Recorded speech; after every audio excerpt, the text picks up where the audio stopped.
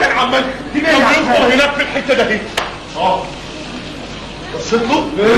بصيت برقت له؟ برقني. انت بتقول ايه؟ بقول بصيت له برقني. يا ولد برقت له يا حبيبي يا ولد برقني تاكلوه. خشيت عليه خش علي وانت ما بدهاش بقى.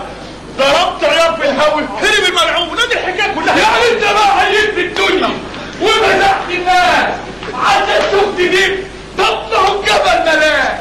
ايه اللي جد بقى يا باك يا عشماوي؟ واد مخبول ودماغه لحست من المدعوق اللي بيشربه. يلا بينا ننام. على رايك حاكم الراجل بيصحينا بالفجر. اللي يبلع دعوق انا بنامني ده يا تقلق منامه البعيد. امين يا رب. يلا بينا يا رجاله. يا اخوانا تشوفوا كان بيفطر على ايه؟ ما يمكن في هنا قتيل ولا حاجه تجيب لنا مصيبه لما تبقى تاخد عمرك يا بطل. مش انت عامل لي انا ايه؟ انا الخفي، انا عبد المطلب. انا حاج والنبي حاجه 50 مسعى والنبي حاج. لا والنبي ده احنا بلداته في غربه. لا والنبي حاج عشماوي تيجوا معايا. بص والنبي حاج. اللهم صل عليك يا نبي. ما يمكن ابني كان بيفطر على مكه ولا قلبه في الارض. لا انا متاكد ان في حاجه تانية. بس والنبي تيجوا معايا والنبي تعالوا معايا. والنبي تعالوا معايا احسن انت هتاي. والنبي لا تيجوا معايا. خلاص مش هو انا لوحدي. طب انت رايح فين بقى يا حمار؟ حضرتك قدامي يا لطف. الكشاف معاك يا لا. هو يا لا. انت يا حمار قدامي يا حمار. يلا اجري. انت هتروح فين يا بخل؟ انت هتروح خش يلا خش يلا.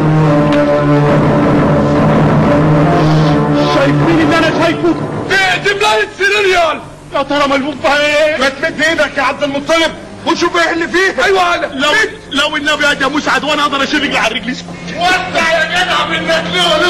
وسع في كفايتي ايه؟ تعال كفايتي تعال شوف ايه؟ تعال شوف عبد المطلب ليه؟ وسع يلا وسع يلا دغري بلشتوا اللي تولع بجاز وسخ دغري. لا ما هو فكره بس دي مدير المزرعه ولازم يعرف الصغيره قبل الكبير. لازم يعرف الصغيره قبل الكبير. في ايه؟ الظاهر يا فكره فادي الله اكبر من الله. خش يا فكري وفتش شوف الموضوع ايه واتصرف. اشوف ايه مش تفهموني؟ ملمومين عليا كده دلوقتي في نص الليل. الظاهر انه قتيل يا فكره فندي ومدفون هنا. قتيل يا السعودي قتيل. كبسه يا فكره فندي.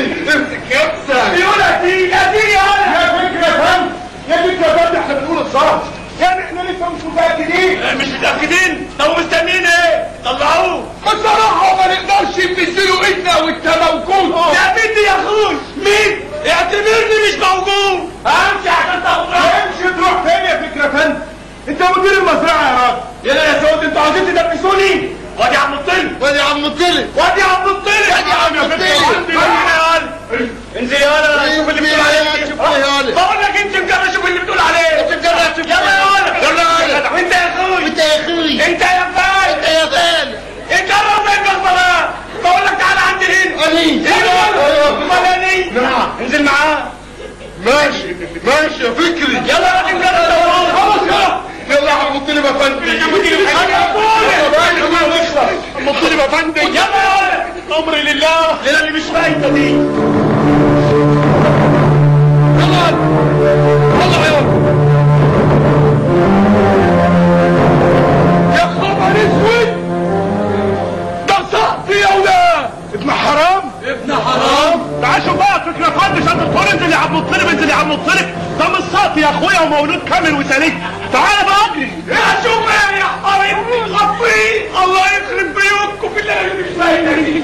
امسك نفسك فاكر يا اخويا واحد صغير ما فتحش راجل كبير كنا هنفعل له ازاي دي؟ يعني ايه يا ولد؟ يعني خبطه شويه نوطي شويه وندفنه والله حليم مسطره. ايه يا عفاوي من غير غوسكي ولا ثاني ده يبقى حرام حدي. طب ايه ولا بقى؟ هو عم بقول يعني انتوا شايفين كده؟ ده احسن راي يا فكره فندي. فانا بقى اللي بالدنيا احنا بخربه يا فكره فندي ومش عايزين نتبهدل. بس الشيخ صالح لو عرف هتبقى مشكله. وهيعرف منين الشيخ صالح؟ احنا لا من شاف ولا من ديري ومحدش هيفتح بقه بالسنه دي تاني. صح ولا من يا جماعه الموضوع ده لو طلع براني هنتأذي كلنا. خلاص غوطوا له شويه وادفنوه وانا متوضي هصلي عليه. ايوه الشيخ صالح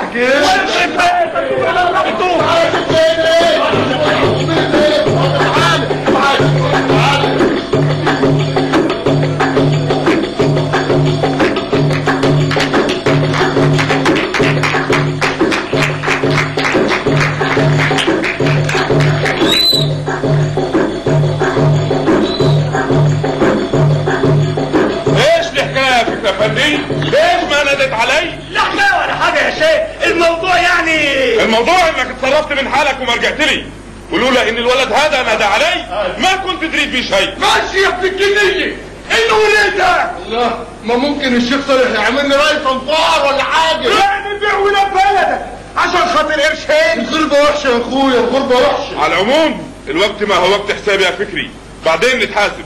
ايش بقى الموضوع؟ الموضوع بسيط يا شيخ، الواد عبد المطلب بن غفير كان بيلف حوالين المزرعه، شاف ديب بيفهم في الحته دي ضرب علينا فكنا كلنا عيل صغير كده يظهر النص حرام، وادينا هنخلص له شويه وندفنه يا شيخ، اهو يعني نلم الموضوع بقى. ايوه جرب يا ولد، جرب يا ولد، اكشف بدي اطلع فيه.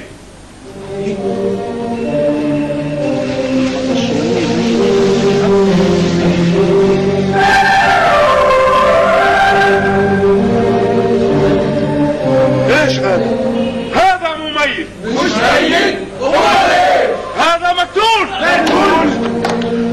نعم مقتول، وجهه ازرق وجسمه ازرق، لسانه بخارج فمه، يعني اتخنق واندفن بالحياة. اعوذ بالله ده كفر. انك لله اللي عملت العملات حطوا خير صبر يا اخواتي، ويجيله ابن سيئة الروح بريئة. ازاي؟ وهنتصرف ازاي يا شيخ؟